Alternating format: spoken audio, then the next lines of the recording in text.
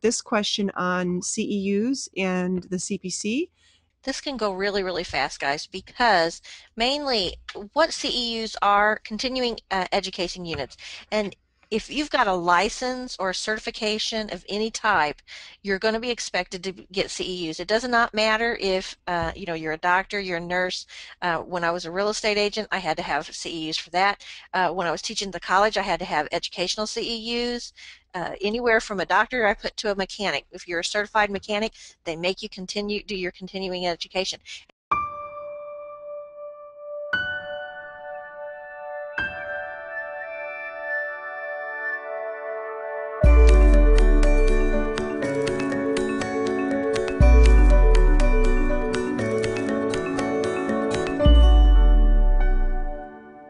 And the idea is to keep all the new information that's coming in fresh, and so that you don't become stagnant, that to maintain your certification, you're showing that you still know the information you need to know, or that you're being updated to all the changes. That's really what continuing education is all about.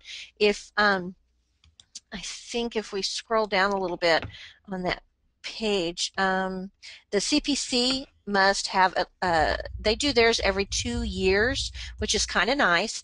And see, members with an apprentice are not required to have 2-year medical coding experience. Let's see, membership is required to be renewed annually, and 36 continuing education units or CEUs must be submitted every 2 years for verification and authentication of expertise. That's ultimately what it's for. There's a link here to the AAPC. Actually, this is to the actual page that tells you what you need to know. The thing about CEUs, though, for the AAPC, and I know especially when you're newly certified, again, you want to know you need 36 CEUs every 2 years. But if you get more than one certification, you will need to get additional CEUs. So look there where it states 2 certifications. They have to get 48 CEUs every 2 years.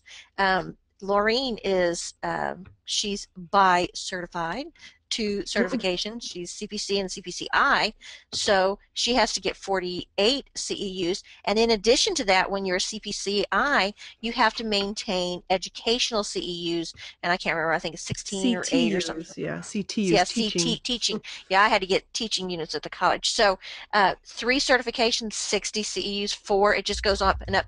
So like when you get your Coding Edge magazine and you look, sometimes people wrote articles, or you see somebody that has like 5 CEUs behind their name, they've got to get 80 every 2 years. So it's wonderful to have multiple certifications, but unless your employer is going to pay for your CEUs and your membership and some of that other stuff, you might want to think about if it's beneficial for you, especially in the beginning, to have multiple certifications, because it's going to cost you more.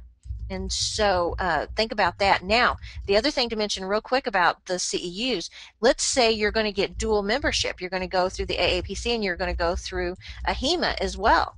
Well, not always do your certifications for the AAPC work for AHEMA, and vice versa.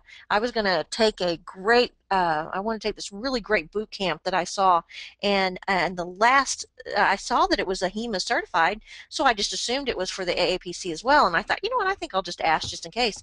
It's a good thing I did, because the AAPC did not recognize it, and so I would have paid over $1,000 for these great like 16 CEUs, and I couldn't have used them for my certification. So when you go and you see CEUs offered, make sure that they're approved by who you have your certification with. Now, through CCO, all of our CEUs that are offered through the webinars that Laureen, the E&M and the modifier, they are all approved for CEUs. The Blitz is approved for CEUs. So you need Oh, to, the Blitz isn't. The Blitz the isn't. Blitz is not, okay. And the but and I'm sure Laureen is working on content and stuff. We'll be adding new CEU stuff. You have to Mm-hmm. go through an approval process, and there's Yeah. a lot of background stuff that has to be done. But your local chapters, every time you go to a meeting, usually offer CEUs. That's a way to get free ones. The Coding Edge has a little exam that you can go in and take and get like a half a CEU or 1 CEU, I think. And there's several ways to get them. But It is a way of life. So know that as soon as you're certified, that is something that you're going to want to keep track of. One last point about that. You want to keep track of that and actually keep them in a folder. Laureen was telling me one time she actually scans hers into her system, into the Yep. computer, so you can bring them up anytime you want. You need to save them because you could get audited. You need to prove that you've, keep track of those. So I've got a little red binder with that I keep all of mine in, Hmm. and that's just something Yeah, I else you use need to a be aware of. program called Evernote, and I just scan all my CEU stuff in there. But you could scan it and just save it in a folder on your hard drive too, as long as Mhm. you have it to pull it in case you get audited. Um, yeah, regarding the CEUs that codingcertification.org offers, we call them on-demand classes now because the webinar thing was kind of confusing it. So they're on-demand classes. We've got the E&M one, and the modifier one right now. We will be adding more titles.